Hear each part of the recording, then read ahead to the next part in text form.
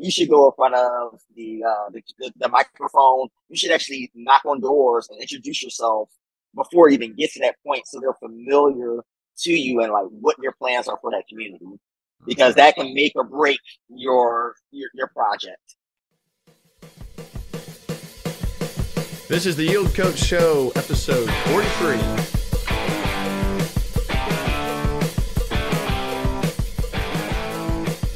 Hey everybody, this is your coach Ian Brown. A few announcements. Yield Coach Capital has opened its doors to investors looking to multiply their money while working with yours truly and our varsity investment team. We recently closed our 170-acre Gainesville, Florida industrial tract, and our limited partner investors are on pace to make 2.5 times or more on their money. That opportunity is gone, but don't miss the next one. Be sure to join our investor list and never miss a deal again. You can join our investor list by the portal, which is in the show notes of this podcast. It's in our Instagram bio link, and you can also do it at yield-coach.com. If you join our investor list, we will get you the free gift, 107 questions to ask a deal sponsor, and a discount to our Employee to Entrepreneur video course, which is packed full of information and case studies to kickstart your investment success. Now is your time to take the field. I'm your host, Ian Brown. Every episode, we bring you dynamic entrepreneurs, real estate investors, thought leaders, and inspirational guests ready to open up, share their story, the good, the bad, the ugly, so you can learn lessons, gain advantages, and accelerate your own success. Very excited about today's guest. We have Mr. Noel Parnell. Quick little run. Thank you so much for having me. Yeah, man. I'm going to brag you up a little bit. Hey, sit tight. Okay, here we go. Noel is the co-founder and partner at Crown Capital. The man has done over 100 real estate transactions. He just mentioned 2 before I hit record. And so I'm sure that number's slow. And he's been in the U.S. and abroad. We can jump into that. He's amassed a portfolio exceeding $6 million. And somewhat uniquely, he's doing land, single family, multifamily, and commercial. This guy's a wild man. He's also been a scientist at GlaxoSmithKline before investing in real estate. And I don't think we've ever had anybody with this. He was a member of the 2008 U.S. Paralympic team. The man likes to run, swim, CrossFit, jiu-jitsu, and Muay Thai. You know I have to talk about that. Noel, welcome to the show. Thank you for having me. I really appreciate it. Excited to be here. Awesome. I mean, when you hear your own bio, did you start to like elevate out of your chair? I mean, that's awesome stuff you've done. Sometimes it's a little surreal. You know, I look at it like, man, to me, it's just normal. But when people are like, you did all this, and I'm like, yeah, I have, whatever. Yeah, so it's a fun time. Well, it's like, how do you eat an elephant, right? One bite at a time. So with you, man, I didn't know where to begin. I think I'm going to let you start. A little bit of background. I see in your bio, you're a Philly native. Let's go back a little bit. Then we got some questions for you. Good. Born and raised in Philadelphia. I had a track scholarship down to LSU. So that's where I took it. I then wanted to play football, and I could not see the lights of the field with Nick Saban at LSU at that time. Mm-hmm. And excuse me. So I transferred to Southern University, where I looked to play football and ran track. BS in biology, master's in biochemical engineering. I had a stint running professional track and field. 2008 games, Olympic trials. I did not make it, but I did get a chance to still go to Beijing as a Paralympian, where you guide run for someone that is blind. That was really monumental in my transgression from, being selfish to kind of now when I'm a syndicator and where I'm looking to help people build their portfolios. That was kind of my first stepping stone into that. I always look back at that now. Yeah. Yeah. Well, I saw that. Yeah. I didn't mean to cut you off. I saw that in your bio and I was like, oh, the Paralympic Games. And then you're just talking about, running track at LSU and then transferring to Southern, playing ball. So you were just help paint the picture, paint our Birmingham. So you have an athlete. Are they physically tethered to you? How does that work? Yeah, you have to run as a mirror image. I am right-handed by nature, but the athlete that I was guide running for is right-handed as well. So I start left-handed. So we have like these it's a string that we have each other, and I have to mirror his movements. So I'm actually going the opposite, and we run. Wow. I guess Are you in front? No, no, we're side by side, so we have to be in the starting blocks. So it's a Oh, lot of it's really a mirror image, and we're synchronized as we're running. oh my Lord. That's awesome. Yeah, I'm gonna when we wrap up, I'm gonna go to the power of the internet and I'm gonna see yeah, this on. That's yeah, awesome. Well, and I like what you took out of that because I was going to ask about lessons. You jumped right into it. And of course, we're going all over the place. But, you're talking about going from, I don't believe you were ever a selfish man, but you were saying you've kind of like, it helps you evolve into maybe a mindset of service. yeah. Because I think as a sprinter, and track and field is a individualized sport. You have you're in your lane, one starting block, and after 10 seconds, you're like, man, I trained 4 years, and after 10 seconds, it's going like this. And you're doing it, for yourself there, and to take a step back and have enough humility, and I guess really to have someone else help someone live out their dream, that was really big for me, and I was like, that made me really proud. And that's one of my biggest accomplishments to this day is helping someone else live out their dreams. Well, you mentioned working really hard for 10 seconds. I 10 mean, 10 seconds. seconds. Yeah. And so, I come from a track and field background as well. And so I'm going to say you were a really fast 100-meter runner. Correct. All right. Yeah. Well, the 10 seconds is a dead giveaway, right? And so I had to work really hard too. And my event only took like, God, I should know this. Maybe 2 seconds. I threw. Oh, you do? Got it. You're in the Not the field. javelin, because the javelin, at least you get the approach. You can like log a few seconds and, look like Spartacus. Not me. I was discus. I was You going to can't, ask you that. yeah, you can't really tell from you looking at me now. I'm about 6'2", and I used to be a little musclier. And my dad was a coach. So I was like the slightly undersized thrower that had like the dad as a coach. And so I had like kick-ass form. And as you know, in the field events, track and field, and I do think this is a good analogy to life and investing. So I think it does matter to talk about it. If you commit to the form and you like submit to a quality coach and like let yourself go and surrender your ego and truly work hard, it is amazing how far you can go. I mean, I was not the fastest, certainly not the biggest. No, actually never the biggest. I never weighed over like 210, 205, which is itty bitty. I threw in college too. I mean, talk about being small. 6'2", 210, throwing the Olympic size 2K disc. I was way undersized. So, but you do your ladder drills, you get quick, you do your plyo, you do your lifting, and I did ultimately kind of physically top out. But I mean, it was so fun to commit and really go for it and follow structure and form and beat those big old lugs. That is a perfect segue, because I always tell, when I speak at events, and I would tell people like, there really isn't no talent here to, my real estate. I kind of fell into it from the Great Recession, getting laid off. I'm just obsessed with a desired result. So I follow the rules. I'm very methodical on how I buy things, and I just work my ass off on, that. And so the structure and getting proper coaching, you're absolutely right. And, that's what has propelled me to, where I'm at now and where I'm trying to go even further in my real estate career.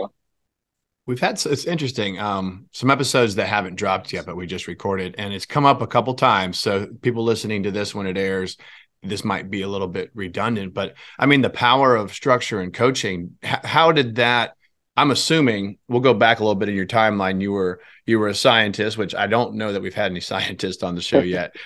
You were a scientist turned investor. Like you said, there was a layoff. You're a passionate man. Let's talk about that transition from being a scientist I'm probably saying it wrong, but GlaxoSmithKline. I've seen their commercials. I know they're big. Yep. Into being an investor. Like what drew you to that? And I think where I'm going with this too is like, there must have been a beacon or a guiding light or a coach or a mentor, something to help you go from scientist to investor, I presume. Yeah, well, I guess getting into the science was another life lesson, which we'll probably maybe talk about later, is that my parents were like, all right, you didn't make this team. What are you going to do with your life now? You need to go get a job. I was 26. They were acting like I was like 50 something. I was 26. I was still in prime shape, whatever. I could have made another run for 2012, but I let their fear impact me. So I went right into GSK. And then hindsight, I look at it like, hey, it led me down this path of real estate, whatever, because I don't know if I would have made that 2012 team or not. But I try not to look at that past. I kind of look like the lesson I learned of not letting people's fears impact me. But I got laid off from the Great Recession 2000, and it was the impact of the eight, but it was after the game, so it was like 2009. I got laid off from GlaxoSmithKline in Raleigh, North Carolina, and I was like, "What am I going to do?" And I was like, "I need a place to live." So I started house hacking. So the house, bought a house, and I was renting out the rooms. I mean, every little crevice. Like somebody wanted to sleep on the couch, I was like, "Good, $100 a week. Good, you can crash on this couch." Nice. But I was trying to rent everything out. And one of the other things I learned from that is that whoever the contractor was previously did a crap job. So I was YouTubing things on how to fix things. And then I was like, man, I think I can do this again. And so that's how I start parlaying into I didn't do single family. It was more like that was my first single family. Then I started doing like duplexes. So I was like doing a lot of duplexes, and then I started getting into some of the bigger things. Awesome. So it kind of like the genesis was just like a housing need. Like I need a place to live, and I want it to be damn cheap. And if I start renting out couches and bedrooms, yeah, it was like survival. I was like, man, I need shelter. Like I need to get some shelter, whatever.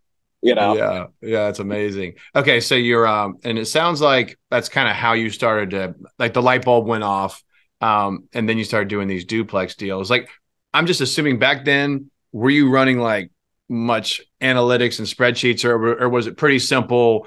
Go grab, debt coverage ratio. I'm just kind of curious. I feel like a lot of guys early on, it's just like, especially in single and small multi, is just go and gobble up.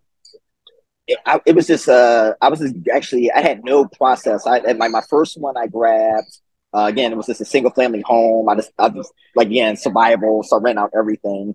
I had a mentor, my first go around, and his name is Joe Scarice. And so he taught me how to make correct offers on properties. So he just introduced me to a Mayo sheet, which is called a maximum allowable offer sheet that I should make on properties. And then he also did a cash flow worksheet. So once he had there, I was like, oh, these are the processes that I need to start buying properties. And so that's what kind of parlayed. And that was like my first mentor that I had. And then we ended up becoming business partners for a while. And then we branched off, and, we're both equally doing well.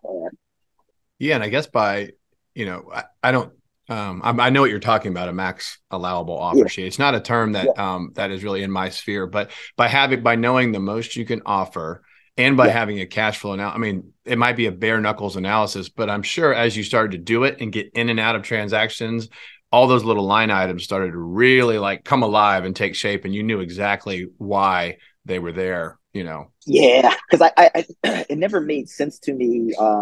Where people were like, oh, you should, 75% of the property.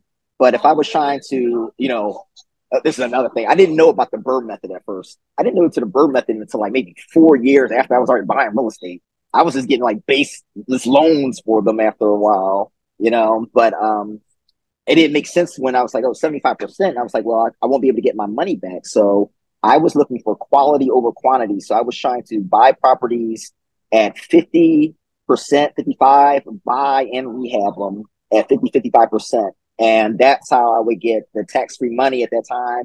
And we had a really golden area where, a lot of my, I still have this portfolio about, loans are at 2-3%. And I was cashing out good money, then I was putting it in other properties there. If I would have knew what I do now, I would have really swirled that money away and went into multifamily a lot earlier. But I think being in the weeds and kind of knowing behind the curtain and the piping and things like that, it's also helped me out. So it's like, what came first, chicken or the egg? I can always say like what could have been, but I think everything always leads you to where you're supposed to go in a particular, Yeah, I think that's a good attitude, and I think I wouldn't call it failure, but fail forward. I mean, it's you're learning on the go, because the alternative, in my opinion, the alternative to what you're doing is like, kind of like that paralysis of analysis. You're like constantly taking in information, and the stuff that you think, I mean, you made it through, you've done well. Here we are chatting about it. I mean, so it's like, I think that action over inaction is universally the case. And then to speak to say it as plainly as possible, watch out for things that could completely take you out. If you can suffer the consequence, because, what we do as investors, all investors have different risk tolerances. But I think my very plain English advice to people would be, you do need to take some risk, largely so you can learn and get better. You can only gain so much information from shows like this and YouTube and TikTok. But like, if you're willing to kind of hedge your risk, or let's say you can suffer a reasonable worst case scenario. I need to say reasonable worst case, because I feel like when you tell non-investors that love you, friends, family, wife, girlfriend, whatever, they might love you to death.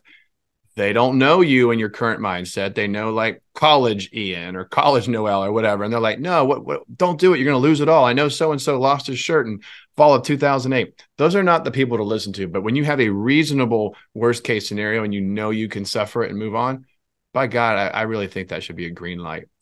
You hit the nail on the head. Fell for it. I was actually, sometimes I do kind of judge so-called investors when they say they never had any issues. I'm like, well, you're probably not doing enough deals if you didn't have any mishaps or failures, or because it just happens. It's it just happens. Right? I know I had someone that said they never had an eviction over 30 years. I was like, you had no evictions over 30 years? Like, you gotta be kidding me. Come on. Yeah. No, I'm not believing that. Yeah, I know.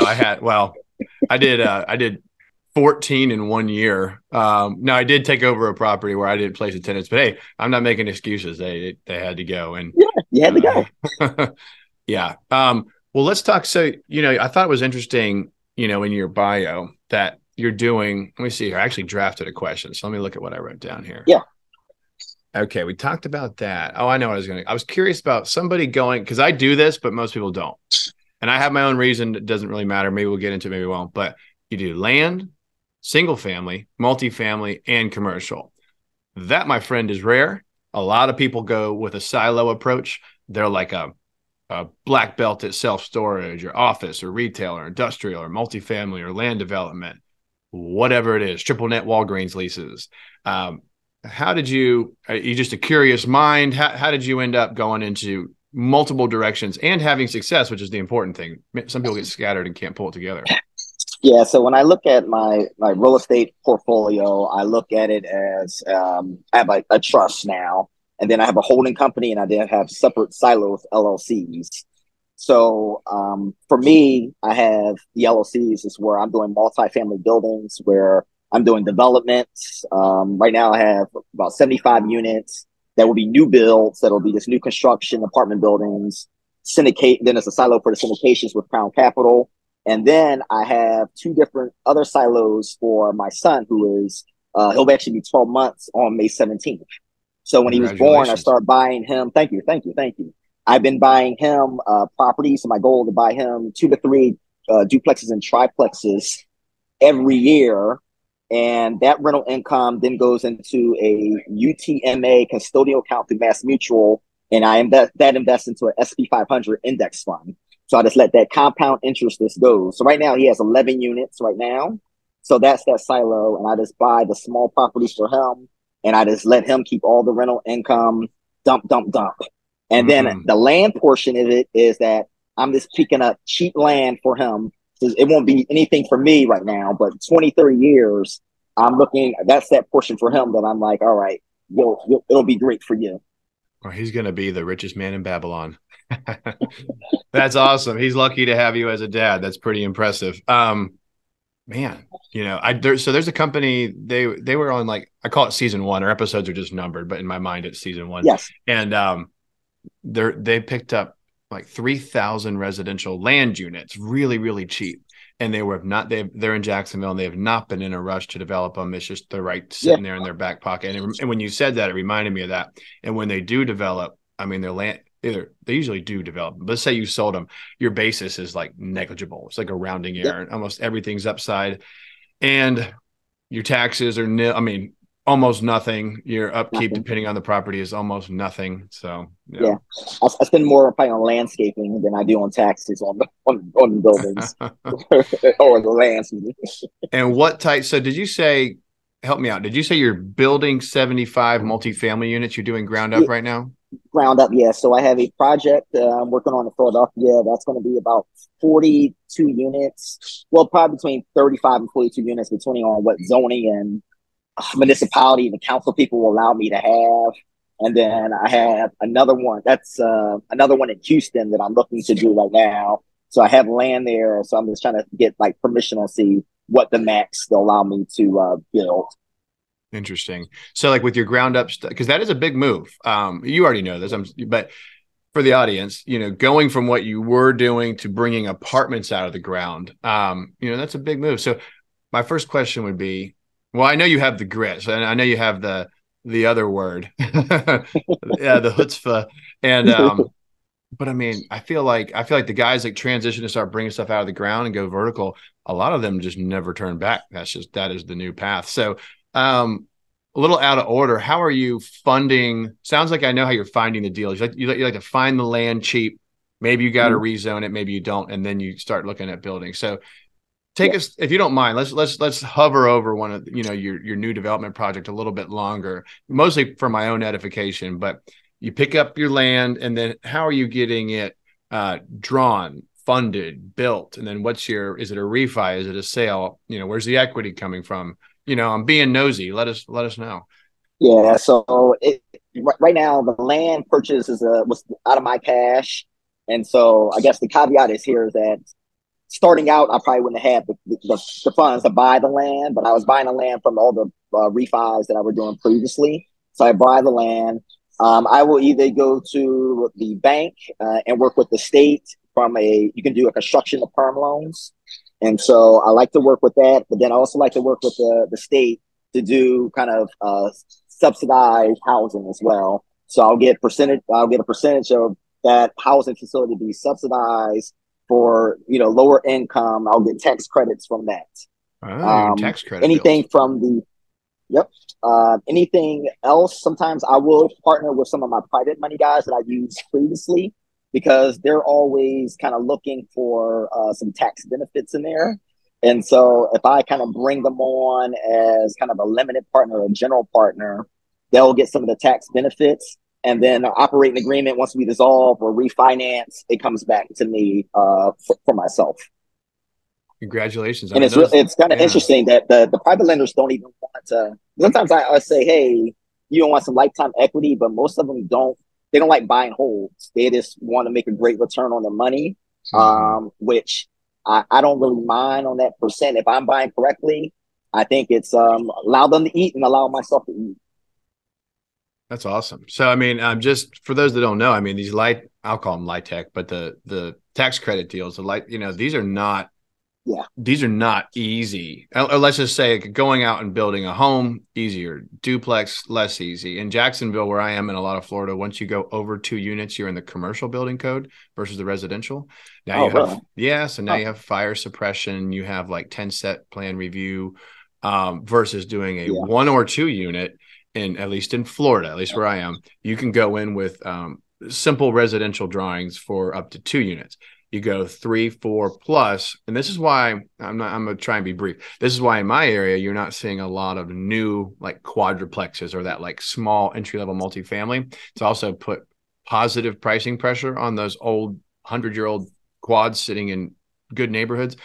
Largely because, well, 2 reasons: the land's expensive, construction's expensive, and now you have full yeah. commercial review. So like the whole process is long now, and like I said, fire suppression is not cheap either. So but back to you, doing these tax credit new builds, that's I don't know how to say it plainly. I mean, like around here, that's an insulated community of people that I think it's supposed to have a lottery component, but the same people seem to always win the lottery. And Mhm. so like getting that tax credit and getting that dialed in, it's a lot more paperwork and bureaucracy and red tape. But I mean, I know it's worth it because the companies that do it, like I said, they never turn back. It's just their bread and butter.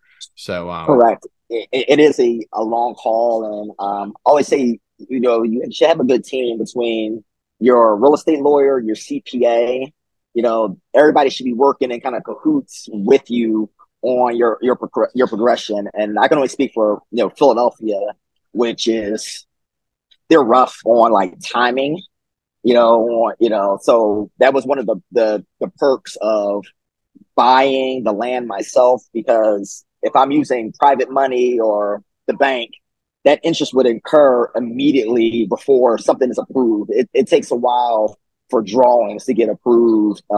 They're scrutinized tremendously. You have to go in front of the community members, and you gotta get their approval. And that's how sometimes you don't know, like, how many units are they going to allow me? And then you have to go back to your architect and say, hey, I need this done. So there's a lot of, I call them hard soft costs that you're going to have before you can even, put that shovel in the ground, your environmental studies, your phase ones and things of that nature. It's a lot that goes into it, but the benefit does outweigh it. It's a soft cost, but that money is hard as steel.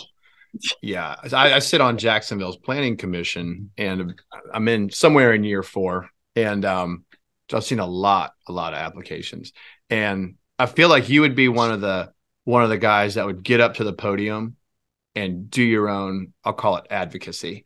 Except for the lawyer. Do you do it? Do you do it yourself, or do you sit? I do. In the suits? I do. Certain circumstances, you may brief with the suits, but I think especially in front of the community, they want to see who's actually building in it there. So it's always tell people or developers or anybody who wants to develop, you should go in front of the microphone. You should actually knock on doors and introduce yourself before it even gets to that point, so they're familiar to you and like what your plans are for that community, because that can make or break your project. Wow. I didn't expect you to have that angle. That's awesome, because the entitlement world and going before these community board, they're called different things throughout the country. Here it's a planning commission, community development board, but essentially the local governmental arm that gets to approve or not your variances, waivers, deviations, rezonings, land use changes. The PUDs is what we call the one-off special commercial plan here. So, but it's consistent throughout the country, and it is, talk about the Wild West of real estate. I mean, you do not know that local political climate, the people on those boards, are you going to be able to get your project through? So for you to be able to be in some of these deals, at least in your hometown, taking the microphone yourself, talking to neighbors yourself, just being your own charismatic self, I think that's a good lesson for the audience to hear. Is like, I see a lot of restaurant and bar owners come before our board and have success. And I think it's authentic. They've never done it before. The good ones have spoken to the adjoining property, spoken to the community. If there's like a church nearby, they've spoken to the pastor. If there's a school, they've tried to speak to the principal, because a lot of times we're trying to get waivers for proximity for alcohol sales. And I know it's different than building an apartment, but it still is in the entitlement world.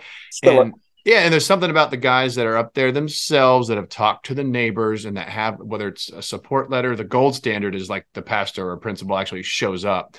That doesn't always happen, but then and plus you see the person's face, you know what I mean? You hear their voice. You're like, you know what? I want to give this Mr. Parnell guy, I want to give him a shot. It's just a totally different feel. Yeah. And it goes, I think it also goes, it can go bad, not bad, but I have a plot of land that's on a block, and they have it's a tight-knit community in that block, and they hammer me on text messages like, hey, your grass, like, it's vacant land, I keep the grass cut. They're like, you didn't trim it right. And I'm like, oh my God, like, it's no one's there, but you didn't trim it right. And I'm just like, oh my goodness. And that can kind of be like a little burdensome, but you always have to kind of look out. You're right, communities are different. Like, we have to post signs like, this is where it's going to happen. You actually have to inform everybody, give them a chance to kind of voice. And they have a lot of the control of the facades of the building, what it looks like. A lot of these communities in Philadelphia, because Philadelphia is it's a blue collar city and row homes for the most. They don't want anything that's going to look out of sync for the area. They worry about parking, and I always kind of remind people, like, most of my clientele, millennials, they're not even parking, they're riding their bikes. It's most of the older adults have 2 or 3 cars. Right. They're like, They're taking up all the parking. I know you don't see like Gen Z or millennials buying the house with a 4-car garage. Like, bro, I'm riding a one wheel everywhere. What are you doing? And then Noel, they expect you to have a community garden there on your vacant land. Like you were saying earlier, it's like you're like, look, my job is to keep the nuisance notices off my property and keep it safe. And so or inside of what you put there too. Or what are you going to? There's a commercial space, and they wanted a coffee shop or a bookstore, and I was like, that's just not. It's not feasible. Like I always have to let them know it's like it's a business.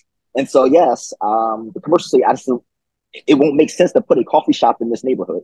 That's so funny. I know that. Yeah. I mean, we had, I'm not going to dive straight into corners of Jacksonville, but like we have people that are like so angry about a commercial rezoning or something. And then they're like, well, we could get behind this and approve you if it's a Trader Joe's. It's like, oh, if it's a Trader Joe's or a Chick-fil-A or a Starbucks, well, then you have my approval. But like everything else, go to hell. Oh, I know. The entitlement world is so funny. And anytime you have where, this is an entrepreneurial real estate investment focused podcast, but anytime our world collides with like Gen Pop, the general population, this is the kind of stuff you just put your mouth guard in and brace for impact. The stuff you're going to hear is going to be off the wall. Absolutely. All right. So another thing that's in your bio that I would just kick myself if I didn't bring up, you've got martial arts in there, baby. So most people are just listening and probably driving. I'm holding up a wrist brace because my thumb feels like it's about to fall off my hand right now because I've been doing lunchtime jujitsu workouts. I saw it in your. I wrestled in high school and I did anyways. Okay.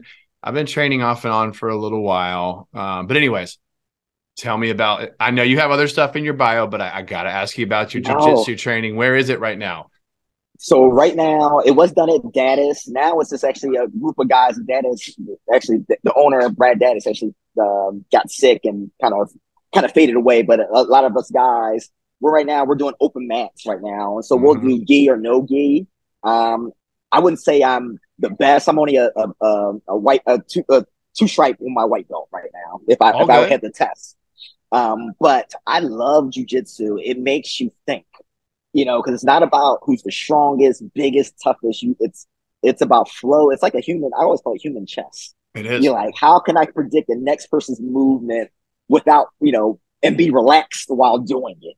Mm-hmm. It is completely awesome. I always encourage people to, if you haven't experienced it, please. I think it helps me out in my real estate career. I always look at, how to get a deal done without trying to make the numbers work, but it's kind of like, let's see if we can flow and see how this deal really makes. Don't force it, but just flow with it. I always say be like water. I think that's an old Bruce Lee term, or maybe I'm making that up, but it's like, be like water, in that sense. Yeah. I think that so I used to live down by the ocean in Jacksonville in Atlantic Beach. Now I live in town. It's like maybe 40 minutes from the ocean. So I've been doing a lot more jujitsu and almost no surfing. I used to surf quite a bit. I still have way too many surfboards, but both are examples of like flow sports, like you're talking about water. And I think the thing is, if you're on the mats or you're in the lineup surfing, especially on the mats, which is where we start this, it's going to take all of your concentration, all of your focus. There is no room to be on those mats grappling and still be worried about like, did I botch that clause in the LOI? I don't know if I can accept that red line. Oh, what's my like price per unit, cost to do CapEx on this 92 unit apartment building? Hey, all that stuff's out of your mind. You're not worried about it because you're narrowly focused on your movement, your breathing. And I think the breathing is interesting because I underestimated the power of the breathing. And now when we get new guys on the mats, I can already tell they're going to lose because they're breathing like a gassed buffalo, like they just came up the hill. You must move in a way where you can control. You are going to be at max output, but you've got to control your breathing or you're just going to completely gas. And then the other thing is you're going to get, it's part of jujitsu. You're going to get squished. You're literally going to have your opponent on top, like crushing your diaphragm, and it's going to be very uncomfortable and difficult to breathe. You're sweaty, you're essentially suffocating even without having a submission applied, and you can't get out because especially in the beginning, everyone's better than you. And so you learn to make this little space, get these little frames in with your elbows and your arms, protect your neck, and control your breathing, and like just wait for your moment. And that is darn applicable to investing, like the effort, the patience, the tempo, the rhythm, the focus. I mean, I just think martial artists make better real estate investors. I've always felt that way, but I didn't look at it as like kind of robustly as you are. But yeah, I've had more time to think about it. No, but you're right. That's my love of it, and I love the role. It's just a good time. It's kind of learn new techniques and get your butt whooped sometimes. It just happens, but it's a great time. Well, you look like a stud athlete. A lot of people won't see you because they're just listening. But I mean, normally if you tell somebody, I like your thick neck, that might be an insult. But when you're a grappler, like, okay, like Noel's got a nice thick neck, good shoulders. I know this man can grapple, and it's not an insult because he's in the club with me.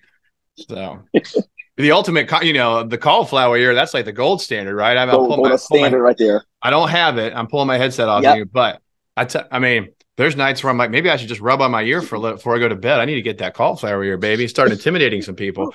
When you see that, like, oh man, I looked at it. So my brother, my youngest brother, Russell, which I like to do that with him now because he wrestled in high school. I didn't. I was just football and track. But now, as we're adults, I love doing it because we all live apart from now. I'm one of four, but we get back together for, the holidays. That's the first thing I do. And he knows it. I'm going to shoot on him, and for everybody knows that it's not physically you got to make a disclaimer. It's not with a gun. You have to make disclaimers each time, but it's a move right there, I guess. Yeah. I'm not going to explain it. But yeah, automatically it's going to happen. Or he's going to try to shoot on me. It's it's always fun. And my mom is just like, what the hell?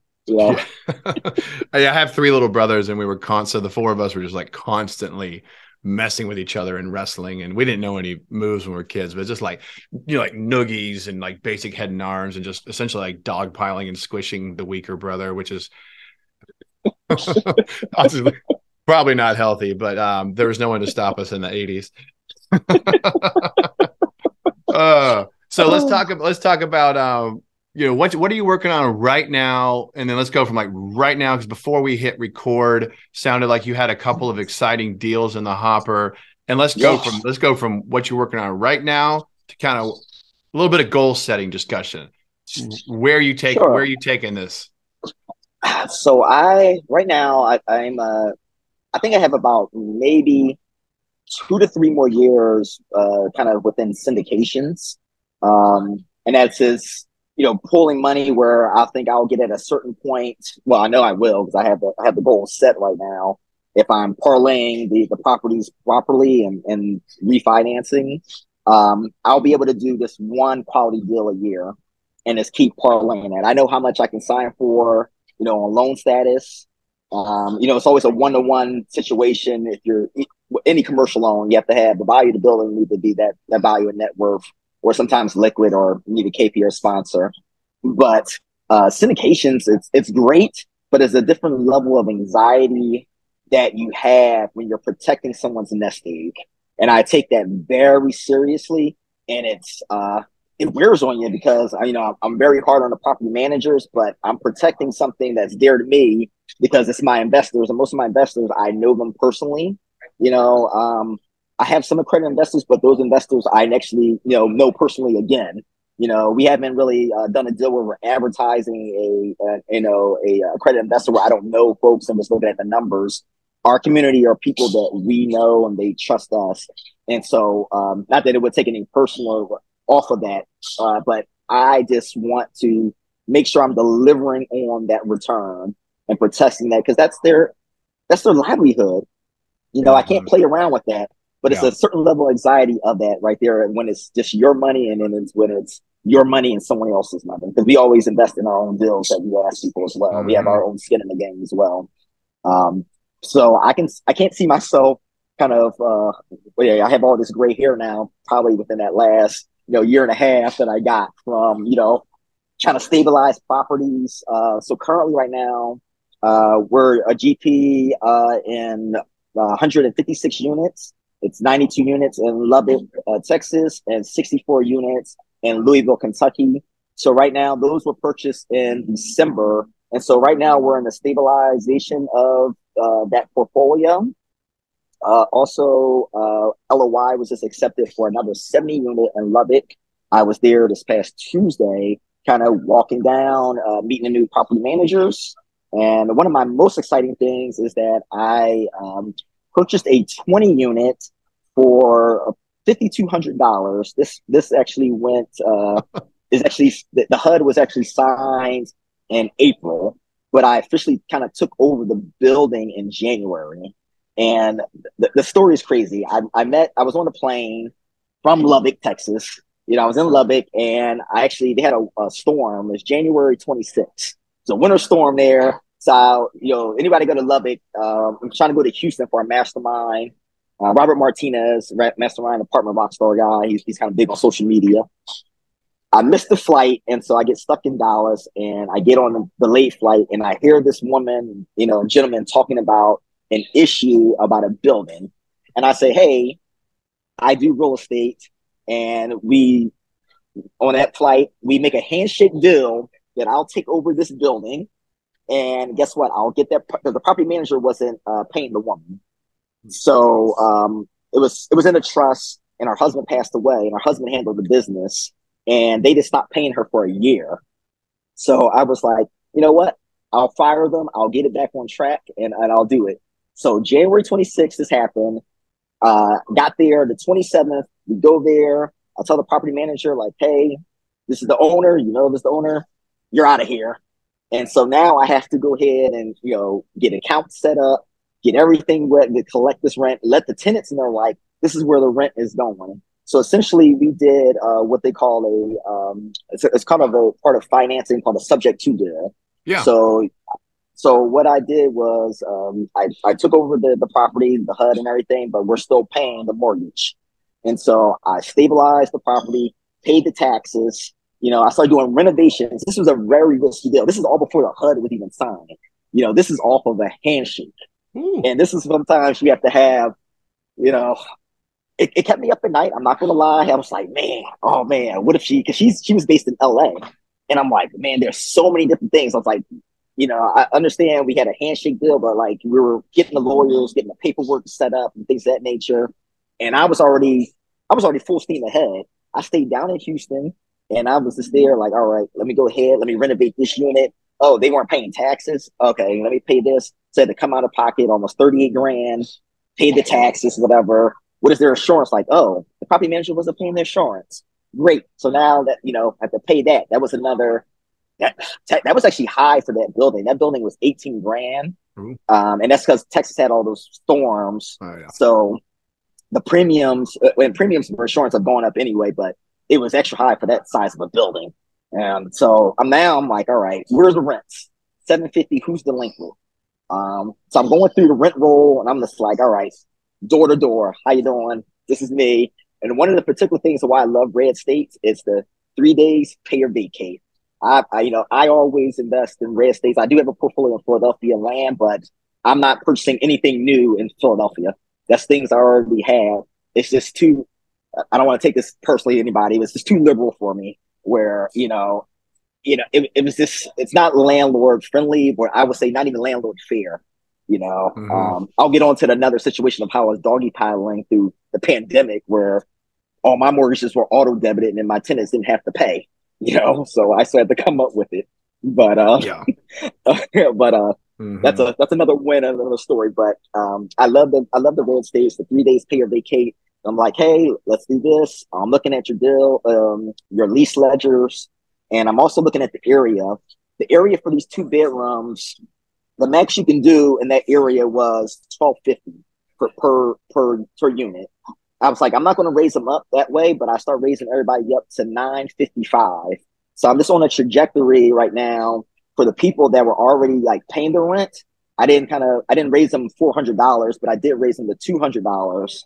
And I said, hey, these are upgrades I'm making to the units.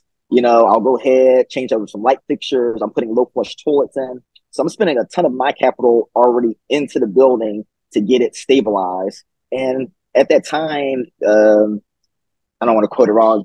She was probably at like 45%, you know, occupancy at that time. So you had a lot of down units, and you had people that were paying, and you had a few good folks that were paying, and those are ones I decided to keep. So I got new people in there, getting the units make ready. I also start striking the parking lot. So that means folks that were not supposed to be there, guess what? Your car is getting towed. I start also offering designated parking. And so that's another way to increase the net operating income. I'm charging like $25 if you want your parking spot, you know, here. And that was, some people went for it.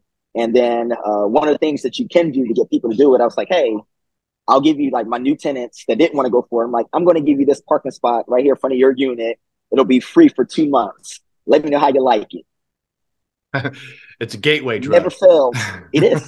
They're like, oh, well, now they're like, well, shoot, I want to be here right now. So that was, you know, I would say that works almost 95% of the time. They're going to want to keep their designated spot because they get accustomed to it. Mm-hmm. All right. So what you've done without me announcing it is you have gone into the Coach Brown deal breakdown. I just didn't announce it. But you've done it. So pretend I said that like 5 minutes ago. The deal breakdown, down.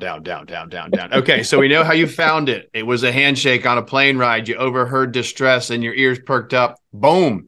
Without a contract, you charge down there, bump out management, knock on doors, start paying insurance, start paying taxes, start turning units. How'd you fund it? You funded it with a subject to. For the audience, that means the existing mortgage stays in place. Noel jumps in essentially into the shoes of the previous borrower and goes from there. So subject to is a loan assumption, sometimes with or without formal assumption documents.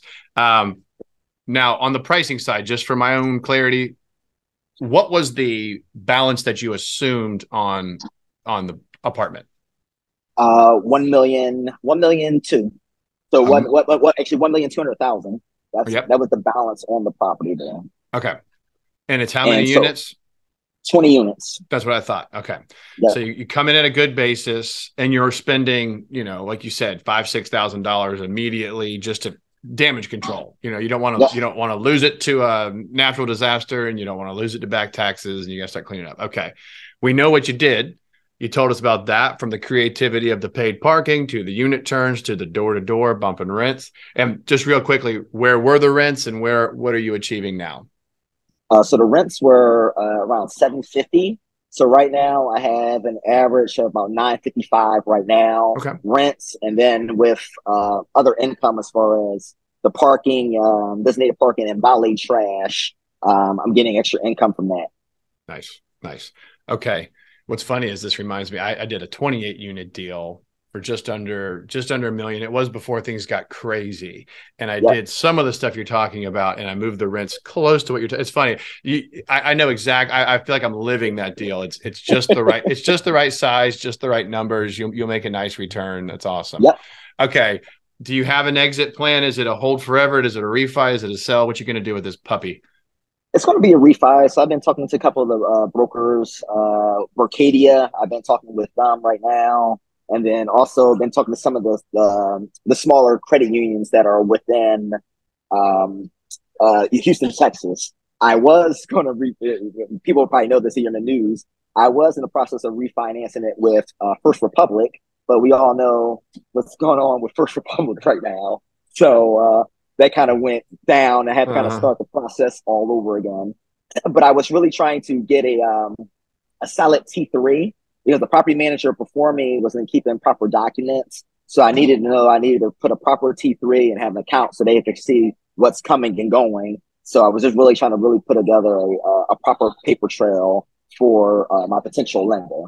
Yeah. And just for the audience, T3 trailing 3 months, 90 days, especially in multifamily world, the loans that most multifamily guys and gals want require 90 days stabilized. And usually stabilized means 90 days of 90% occupancy or higher. It's a little more nuanced than that, but that's kind of the big check mark you're looking for. Yeah, some people even, and you know this, Noel, but some people even go under contract. And I haven't done this, but I've considered it if I needed to, and jump in and essentially help manage the property just to get the T3, the 90 days high enough to where you can close on your loan. So like if you go under contract with the property is doing like 78% occupancy or something. Yeah. You're like, look, free of charge. Let's use some of my resources. Let's do some marketing. Let's clean up a little bit. Let's get these units up, and then we'll close as soon as we hit stabilization. Yeah, I actually recommend that than having the current owner doing it, because sometimes they'll just try to fill it with anybody. And then, it'll be maybe 100% occupied or 95%, but it's with crap people that you're going to end up, dealing with on a few months, whatever. So yeah, that's perfect. You should always kind of work with them like, hey, let's get that review in. So on this 20 unit we just broke down, the last thing I usually ask about the deal breakdown is your biggest lesson. You have a takeaway on that one? Oh yeah, I mean, I think yes. The biggest lesson is that I didn't have to kind of be in a rush. I could have slowed down a little bit. I will say that I could have slowed down. I kind of went full guns, and sometimes I had to pull back like, yo, but I was already in the weeds. So it pushed me forward, but I was already in the weeds. I kind of could have slowed down, and I wouldn't recommend anyone going off a handshake. Don't do that.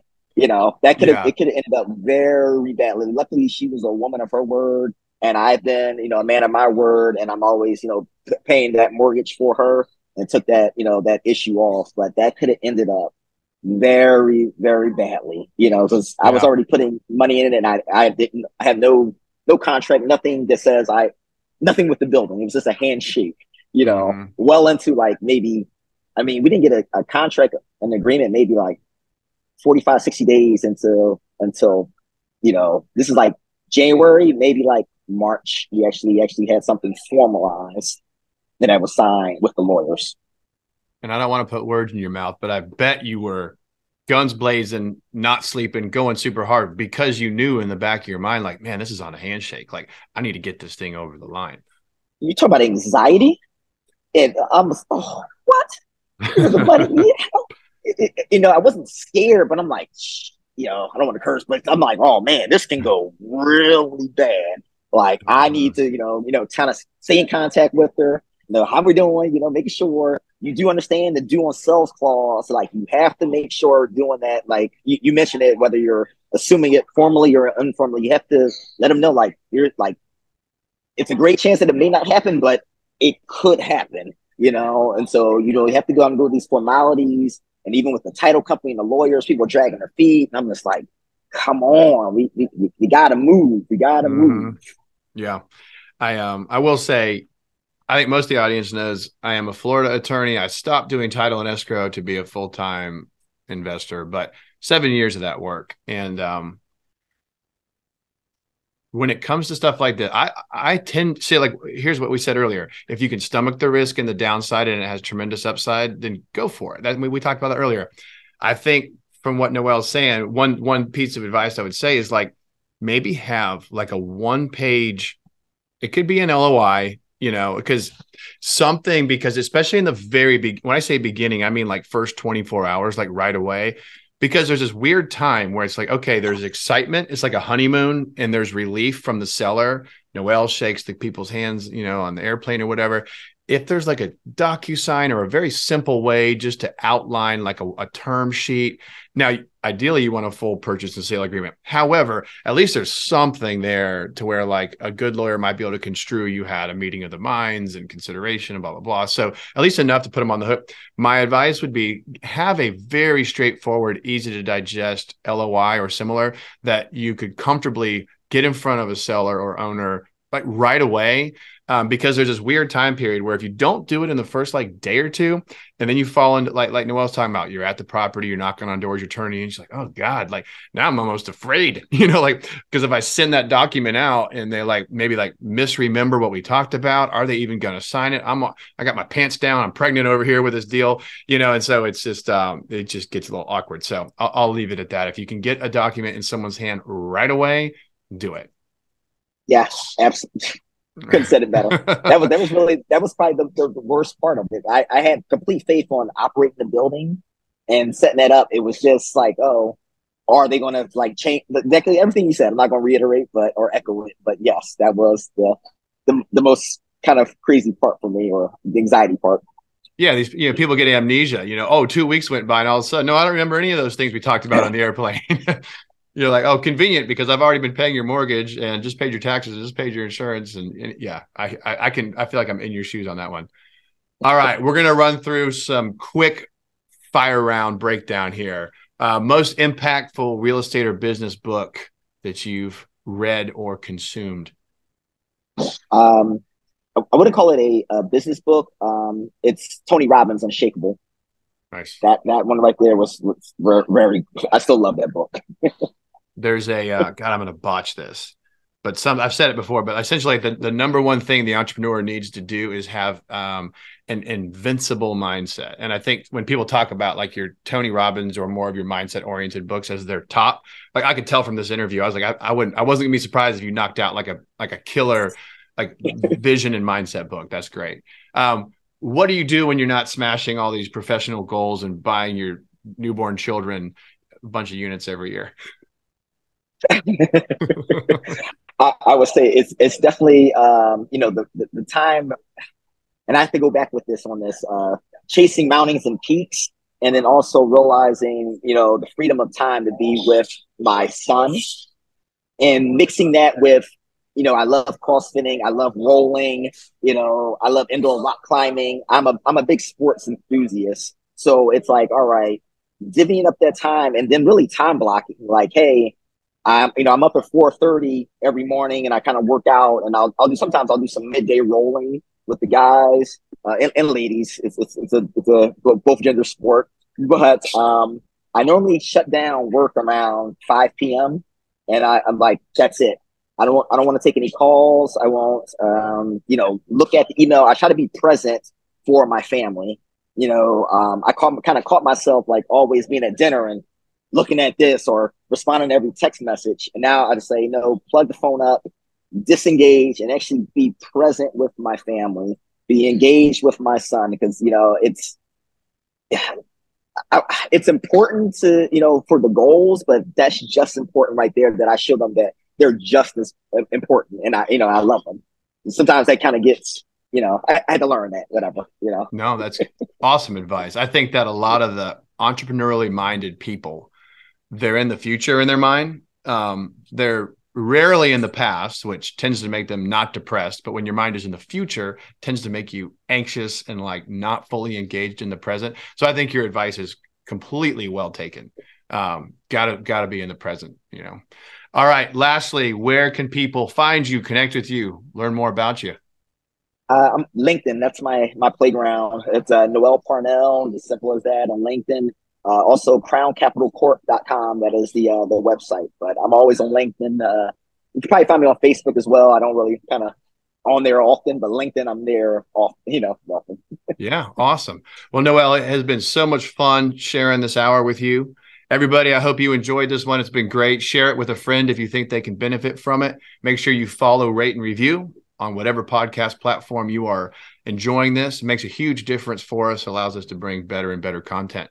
If you're into socials, we're on Insta, Facebook, YouTube, and all that. Go ahead and find us, give us a little like, shoot us a message. Sometimes we bring your messages into the show. But that's it for now. This show is a wrap. I am your coach, Ian Brown, signing off and reminding everyone to lace up and leave it all on the field. Yield Coach out.